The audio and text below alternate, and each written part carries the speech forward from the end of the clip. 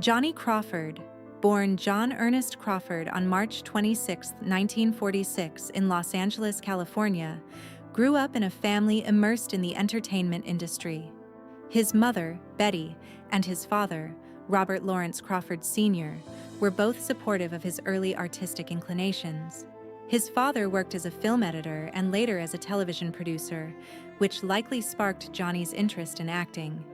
Growing up with three siblings, including his brother Robert L. Crawford Jr., who was also a successful child actor, Johnny was surrounded by the magic of Hollywood from a young age. The Crawford family's diverse cultural background, Russian, English, German, and Irish, further enriched Johnny's creative spirit and artistic endeavors. He attended Hollywood High School, where his fame as a teenage heartthrob reached its peak. Early beginnings in entertainment. Johnny Crawford's career began in 1955 when he was selected as one of the original members of the Mickey Mouse Club, alongside other notable young performers such as Annette Funicello. Though he was only part of the show's first season before being released, the experience provided invaluable exposure and training.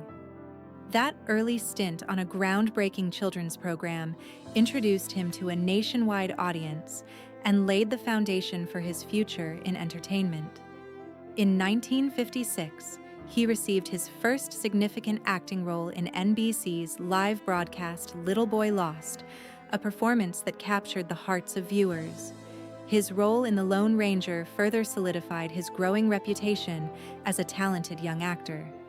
These initial roles helped establish Johnny as a reliable and versatile performer. Transition to music and continued acting success. In the late 1950s and early 1960s, Johnny expanded his career by delving into music. His smooth voice and boy-next-door charm made him an instant hit with teenage audiences. His 1962 single Cindy's Birthday climbed to number 8 on the Billboard Hot 100, cementing his place as a teen idol. Other successful songs followed, including Rumors and Proud. Johnny's music resonated with the innocence of 60s youth culture, and he frequently performed on television variety shows, further fueling his popularity. Simultaneously, he continued to act, appearing in a range of television shows such as Mr. Addams and Eve and Whirlybirds. These roles showcased his ability to move between different genres, demonstrating his acting versatility early in his career. Film roles and serving in the U.S. Army.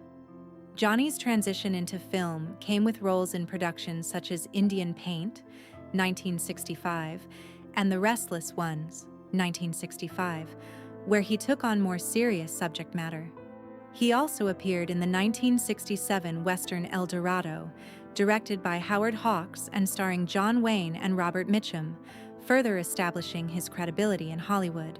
However, in 1967, Johnny's entertainment career was briefly interrupted when he was drafted into the U.S. Army. During his 2 years of service, he worked on military training films and held various roles, including production coordinator and assistant director. This time in the military gave him structure and discipline, offering a break from the pressures of fame. Johnny was honorably discharged in December 1967, marking a significant shift in his life. Return to acting and pursuing meaningful projects. After his discharge, Johnny returned to acting, appearing in TV shows such as Hawaii Five-0 and The Resurrection of Bronco Billy, 1970. The latter project, a short film by his close friend John Longenecker, won an Academy Award for Best Live-Action Short Subject, demonstrating Johnny's continued commitment to meaningful, impactful storytelling. In 1973, he starred in The Naked Ape, a satirical film based on the controversial book by Desmond Morris, in which Johnny's willingness to take creative risks was evident. He continued to make appearances in TV shows like Little House on the Prairie and Murder, She Wrote, demonstrating his enduring versatility and ability to connect with audiences across generations. Founding the Johnny Crawford Orchestra.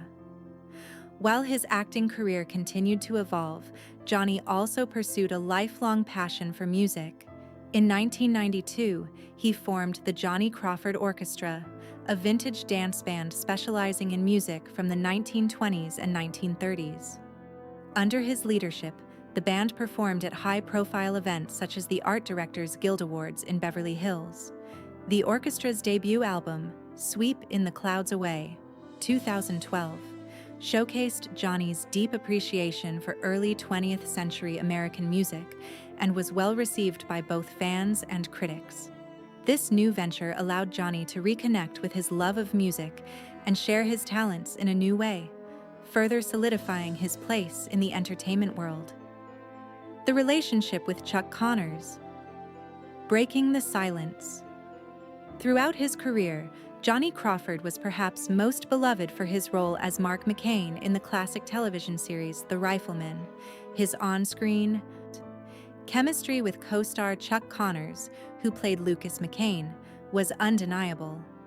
Fans often speculated about the nature of their off-screen relationship, and for years, Johnny remained silent about it. In a later interview, however, Crawford opened up, reflecting on the deep and meaningful bond he shared with Connors. He described Connors as a mentor and father figure, someone who not only guided him through the pressures of child stardom, but also instilled in him values such as perseverance and humility. Johnny recalled how Connors treated him as an equal, with respect and care, fostering a sense of camaraderie that transcended their roles on screen. A lasting friendship beyond the set. The bond between Johnny and Chuck Connors extended far beyond the filming of The Rifleman. The two remained friends after the show ended, with occasional contact throughout the years. Johnny deeply mourned Connors' passing in 1992, referring to him as a surrogate father. In his own words, Johnny spoke of the ache that lingered long after Connors' death, a testament to the profound impact his mentor had on his life. By sharing this intimate reflection, Johnny offered fans a personal glimpse into the man behind the iconic Lucas McCain, reminding everyone that Chuck Connors was not just a legendary actor, but also a remarkable human being who made a lasting difference in the lives of those around him. Reconnecting with Charlotte Samko, a love rekindled. Johnny Crawford's life also included a deeply personal chapter with Charlotte Samko, a woman he had first met in his youth. The two fell in love while attending Hollywood High School in the early 1960s, but life eventually took them in separate directions. In 1990, nearly 3 decades after their first romance, Johnny and Charlotte reconnected, and their relationship blossomed into something even more meaningful. They married in 1995, solidifying their bond and finding joy in each other's company. Their love story, which had started in their youth, was a beautiful testament to the lasting power of deep connection and mutual respect. Health challenges and the support of friends. In 2019, Johnny's life took a heartbreaking turn when he was diagnosed with Alzheimer's disease, a condition that gradually erodes memory and cognitive function. Fans who had watched him grow up on television were deeply saddened by the news. For Johnny and his loved ones, the diagnosis marked the beginning of a challenging journey. Charlotte, along with Johnny's close friends like actor Paul Peterson, rallied around him, offering support during this difficult time. Paul Peterson, who had long been an advocate for former child stars, organized a GoFundMe campaign to help cover Johnny's medical expenses. The response from fans and the entertainment community was overwhelming, demonstrating the deep affection and respect people had for Johnny and the joy he had brought into their lives. Johnny Crawford's final years and legacy. Sadly, Johnny's health continued to decline, and he was eventually moved to a personal care home where he could receive the specialized care he needed. His battle with Alzheimer's was complicated further when he contracted COVID-19 during the pandemic, a dangerous development for someone in his condition. Despite his valiant fight, Johnny passed away on April 29, 2021, at the age of 75. The official cause of death was complications from Alzheimer's disease, with COVID-19 and pneumonia contributing to his weakened health. Johnny's passing marked the end of an era for fans of The Rifleman and classic television.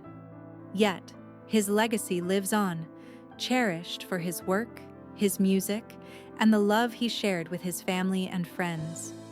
Through his enduring spirit and the love of those who knew him best, Johnny Crawford's memory will continue to shine bright.